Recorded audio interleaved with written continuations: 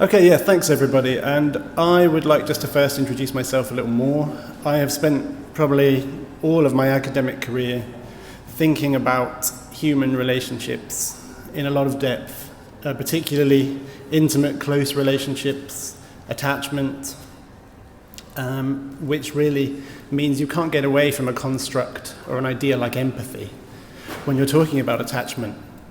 And over the years, it's also difficult to get away from something as pervasive as internet pornography.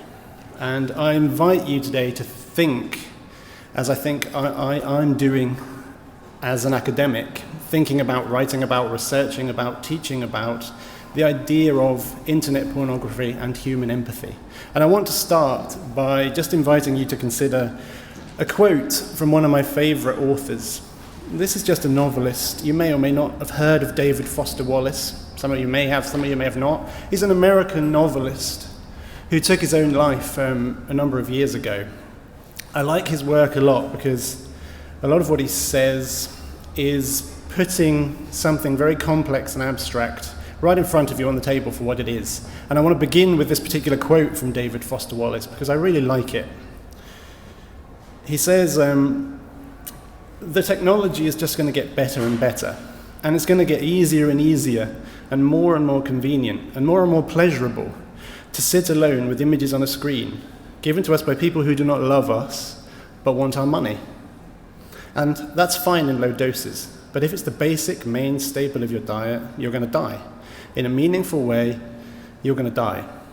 And for me, that quote says so much in such a short amount of text. And I'm an academic, we're not known for our conciseness.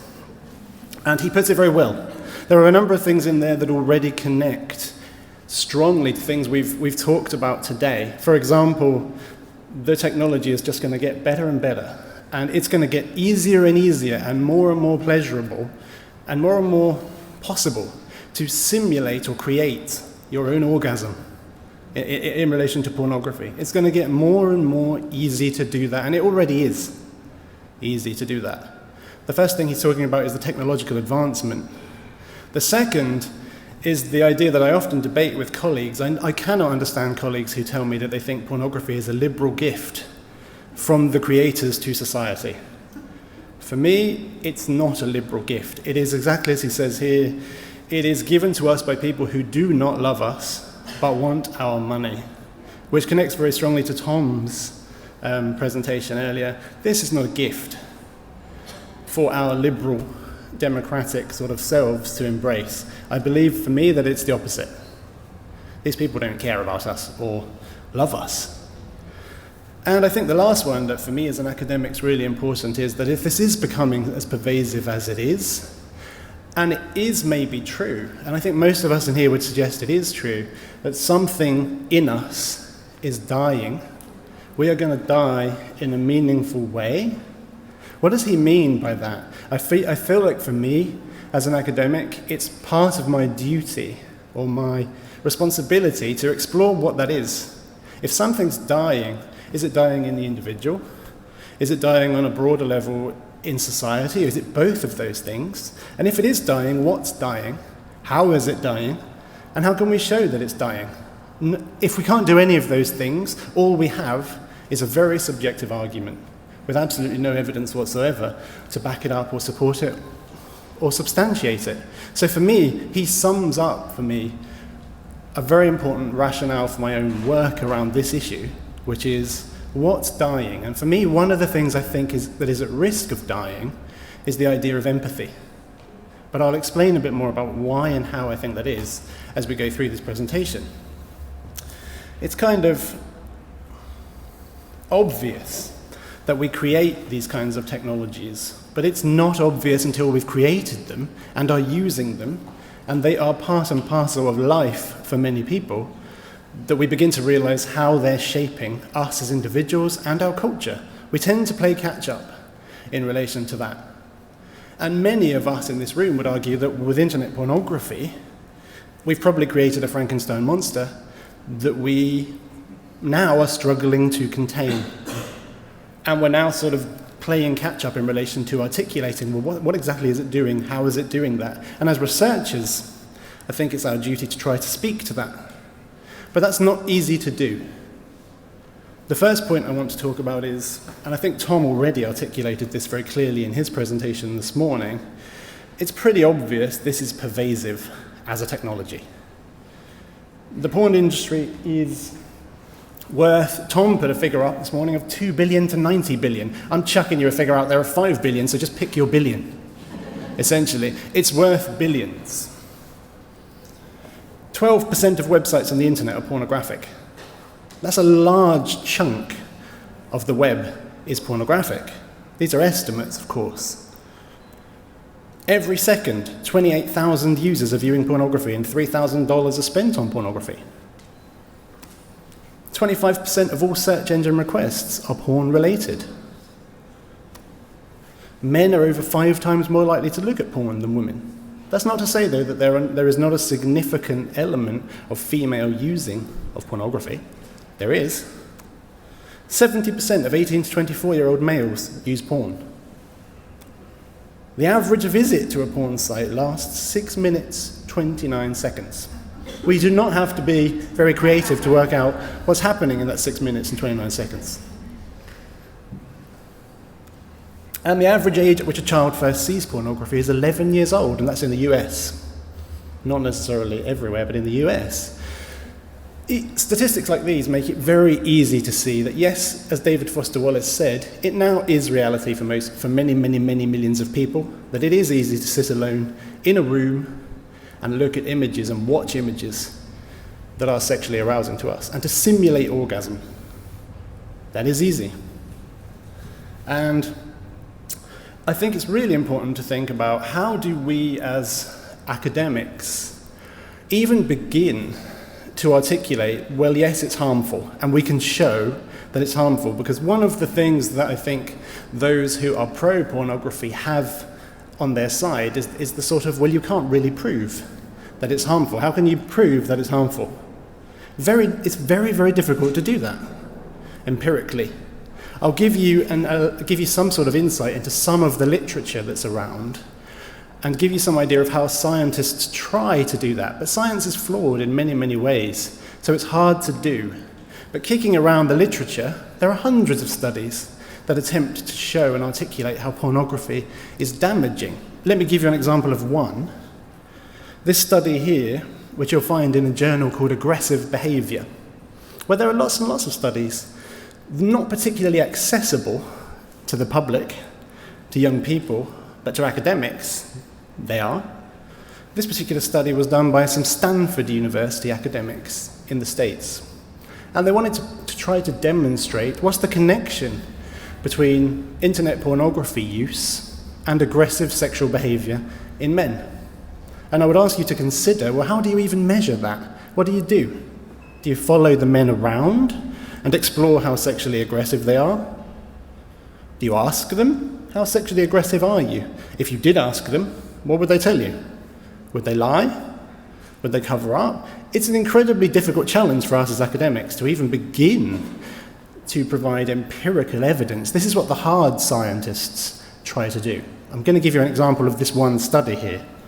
They had a few hundred men in this study who volunteered to be part of the sample, and they asked the question, well, what predicts sexual aggression? If you imagine this room full of men, which perhaps would be very useful if it was, on many levels, and they asked the question, well, what predicts sexual aggression in these men? And what is the role of porn consumption?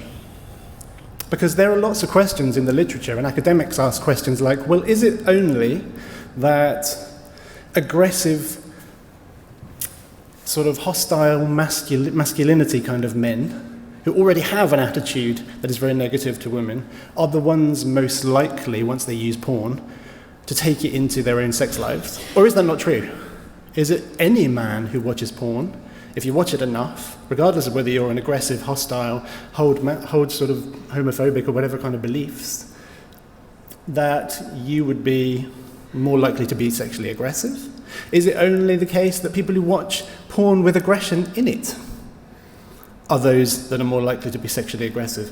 What about porn that you would not consider to be aggressive? Does that connect? There's all these questions, and this study tried to explore that.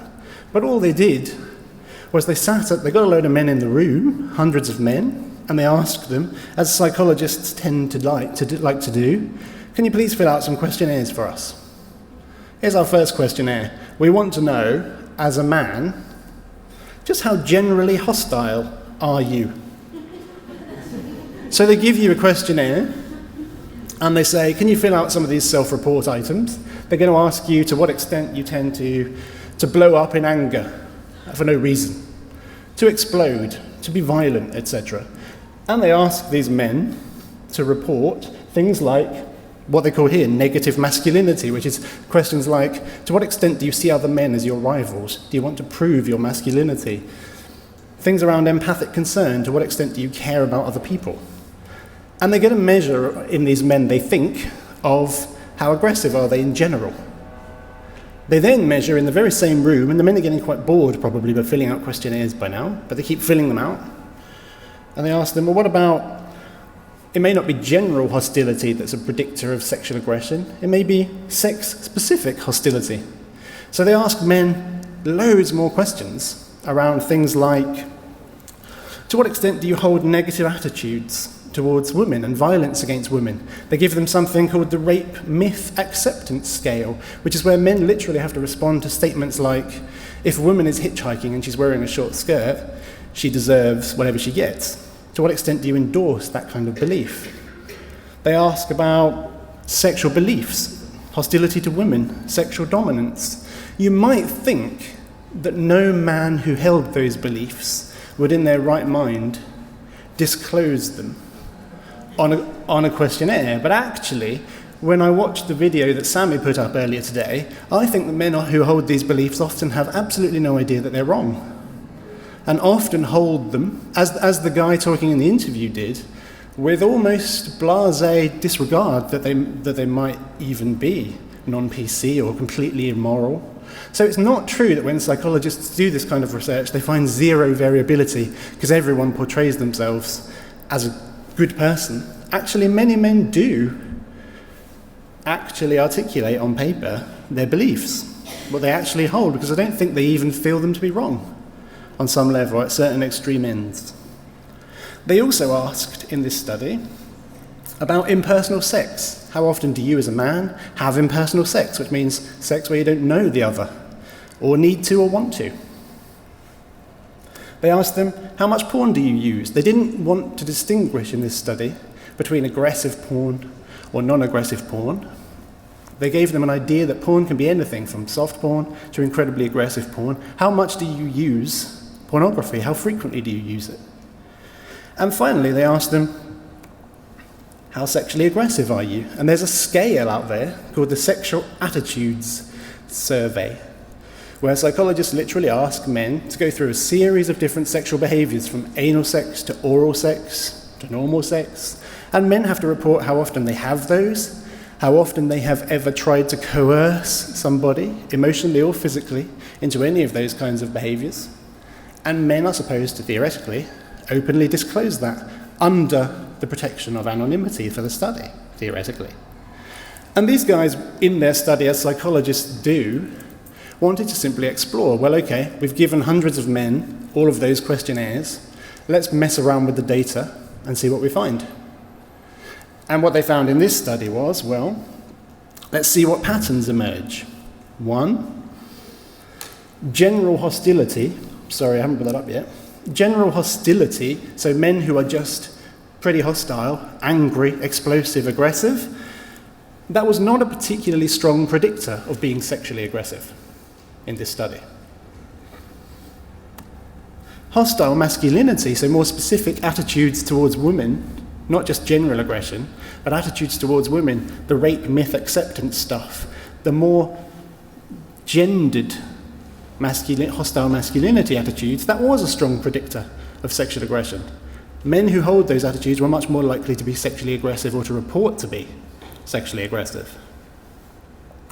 Pornography in and of itself, regardless of anything else, was a strong predictor of sexual aggression too. So it didn't matter what your attitudes or general aggression were. The more porn you used, the more likely you were to report sexually aggressive behavior and higher scores of it.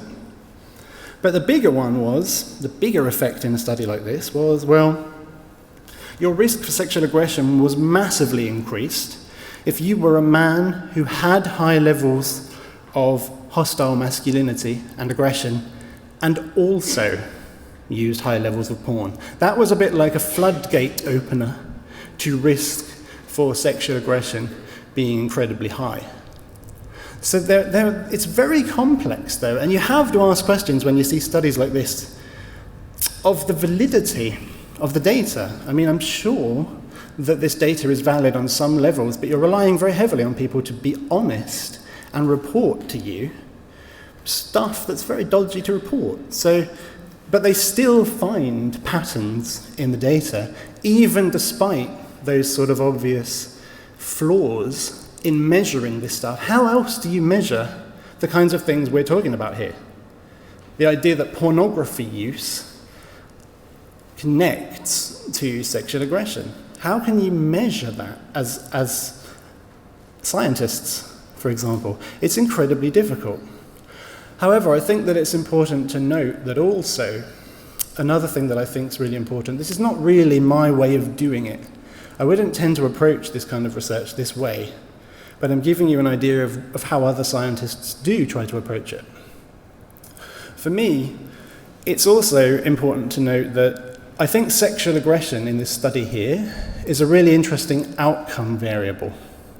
But I also think that sexual aggression, sexual violence, is one end of the scale in relation to what I think pornography might foster or encourage or connect to. There are, I think, lower level relationship features that are probably corrupted by pornography, internet pornography, that I think we have our eye on them less, because I think sexual aggression and sexual violence are so powerful and so important. We think less about the lower level damage that I think internet pornography might create and produce. You don't have to look far for examples in our culture of men who are realizing that, gosh, shit, my use of porn is changing me. And I'm a bit panicked about how it's changing me. And I didn't really think about it. There are communities, and quite a lot of them online, where men discuss and look for help in relation to the ways in which they feel their life is changing in relation to porn. Addiction and porn are becoming obvious clinical issues. Something called porn-induced erectile dysfunction in certain places for certain people is an issue. These things are beginning to crop up, and you don't have to look far if you delve into these forums that I'm talking about for men to tell you things. And I think when we talk about, if we want to understand what's dying, going back to the original quote I put up at the beginning, we're going to have to shine a light into men and the experiences of them when they use porn, what it's doing to them. We have to be unafraid to shine a light into them. And I find that for me, one of the greatest sources of data are these men's discussions with each other in internet forums about how it's changing them and what they're worried about. So to give you an example of a couple of quotes, if you dig around, you don't have to dig far. This guy says, "You wake up in the morning, open a thumbnail page, and it leads to a Pandora's box of visuals. There have probably been days when I saw 300 vaginas before I got out of bed." So you have to think about the kind of reality. David Foster Wallace wasn't making it up. He didn't make up that this is a dystopian future. He's telling you about real people's lives, and this really happens for some men. And you have to think about the kind of experience psychologically that's going to be constructed sexually and intimately and personally for a man whose reality is that, for example. There are many questions we could ask. Let me give you another quote. I find these quotes incredibly illuminating because they really do articulate the realities, the lived realities of men. This guy says, "I get on Spankwire or X videos. You could carve ice sculptures with my manhood.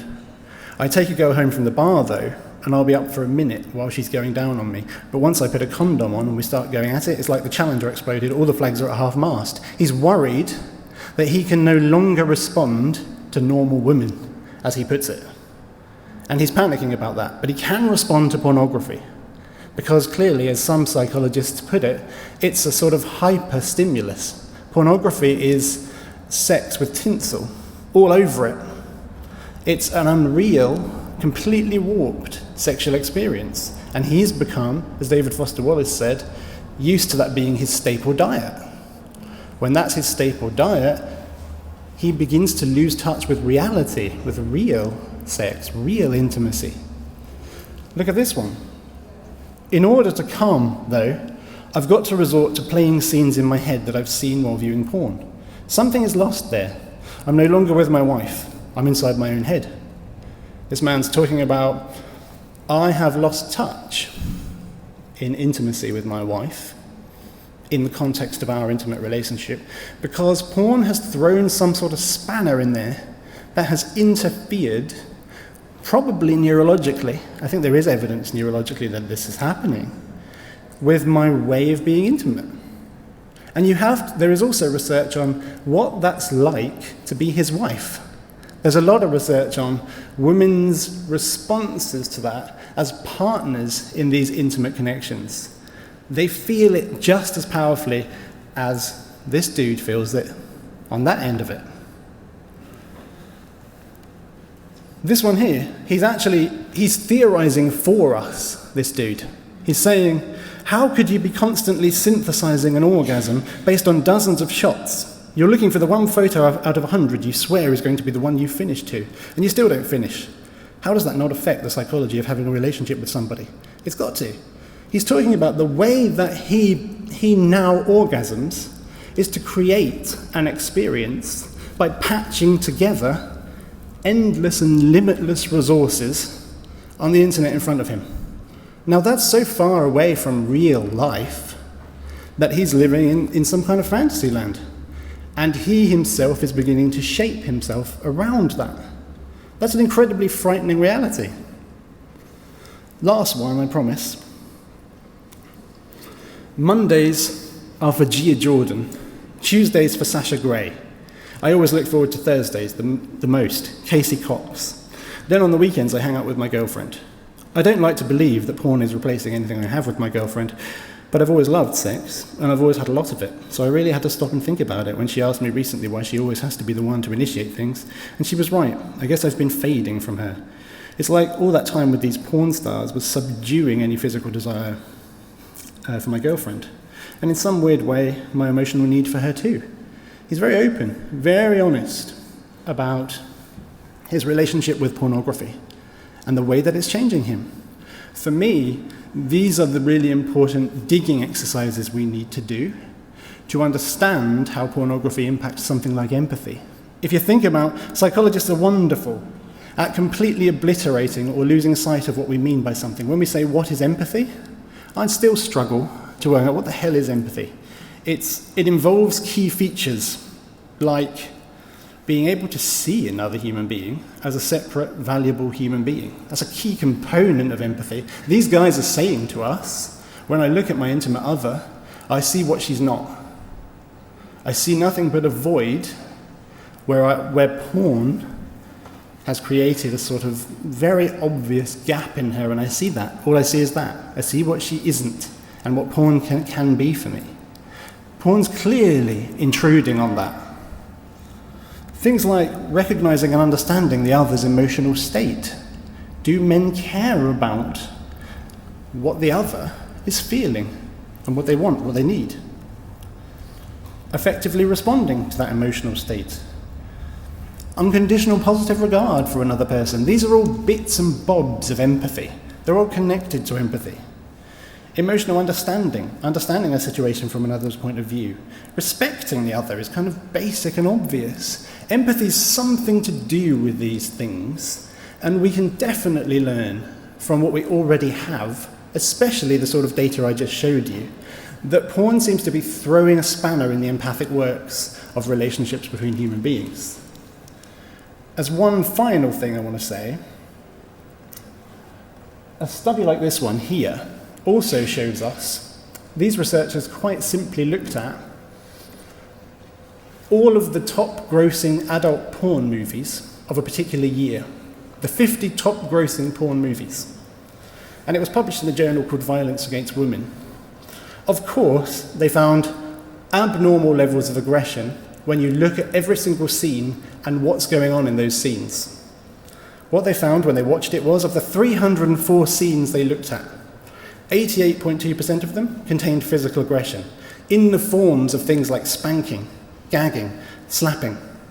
48.7% of scenes contained verbal aggression, primarily name-calling, but aggression was prevalent. And interestingly, the perpetrators of that aggression were invariably the males in the scenes. The targets of the aggression were overwhelmingly the females, and the response to that aggression from the females was the interesting thing. In the movies, they either like it or they have no response to it. That is a very abnormal representation of how humans would respond to sexual aggression. And if you are a man whose diet, and I go back to the staple diet comment, is that sort of material, your idea of, when I'm talking about empathy being an idea of how another might respond to me here, an idea of what the other might do if I did this, is beginning to warp. You might even expect that a woman would like this, or find it pleasurable, or at least not be too bothered by it, because the idea on an empathic scale is an abnormal human relationship. It's warped, well and truly warped. And I think for me, the message I'm trying to get across to you, I think there's an absolutely strong hypothesis to suggest pornography is incredibly damaging in relation to empathy. We still don't have a great deal of evidence for that, but you could say, well, it's all around you, I've just given it to you. But I guess what I've tried to do here is invite you to explore how are we changing with internet pornography and filtering and altering and warping and distorting the way that men see women, the way that they understand women, which is a key component of empathy. That's what empathy is. And I think with pornography, we are probably, as David Foster Wallace says right at the beginning, killing that. And I can't go into more detail than that for you, but that's my essential message for you. I believe that that's happening, and I believe that's an incredibly important line of inquiry for us to pursue and continue. I think I must be getting close to my 30 minutes. So I'm going to stop there and say thank you for your attention.